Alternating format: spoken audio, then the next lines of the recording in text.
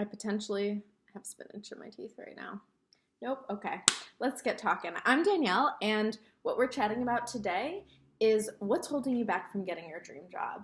Um, and something that I always like to take things from a unique approach because, there's so much advice out there that's like 20 tips to do this. And it's like, we don't need 20 tips to get our dream job. We just need, a strategy that works or, to really know how to get there. So, something that every time I hear this little phrase, it just kind of like turns my mind upside down, is the only thing keeping you from what you want is the story about why you can't have it. The only thing keeping you from your dream job is your story about why you can't have it. Because the story we tell about why things are the way that they are basically determines what actions we're willing to take. So like if we think that, I'm going to come up with like a super random example, but if we think, oh, my mom will never like any of the presents I get her, we're not going to put as much time or attention into it. And then it's kind of a self-fulfilling prophecy of like, oh, fine, I'll just get her this because she'll never like anything anyway. And then she's like, oh, great, a mug.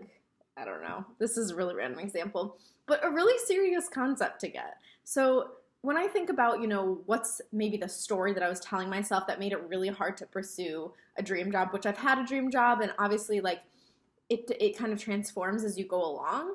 But something that I realized was really tricky in kind of my recent explorations was that my story was that that getting a dream job is life and death, like, and based on stuff in the past and everything. I just made it something that was just so important that I put an incredible amount of pressure on myself to find it, which ultimately was backfiring, as you could probably tell.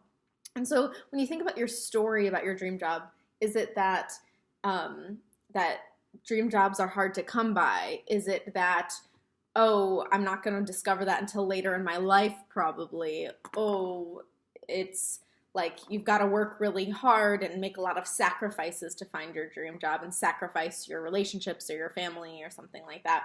What's the story that you're telling yourself about, what it's like to find a dream job, what it's going to take to find a dream job, what it means once you have it? What is that main story that's going on in your head?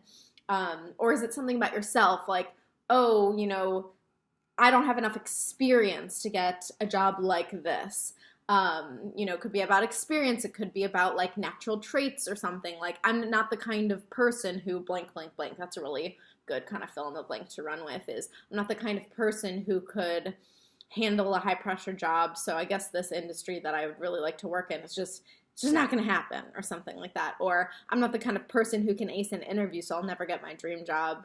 And like kind of sabotaging those high stakes scenarios or something like that. So anyways, really like think hard here and maybe do some journaling about what is the story I'm telling myself about my dream job, because there's something in there that's like this giant invisible block that will be holding you back from really taking the best, either taking action or taking the best actions that you can to go in the direction that you really want to.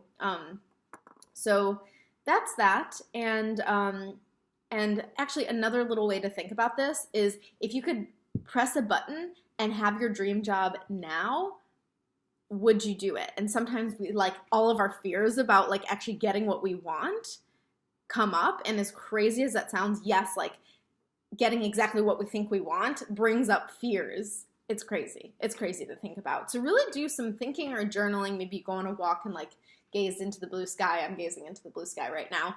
Or you sit down with a notebook or your journal if you journal regularly and really think through this stuff and be honest with yourself. That's going to be the most important thing as you're sitting down or walking and doing this exercise.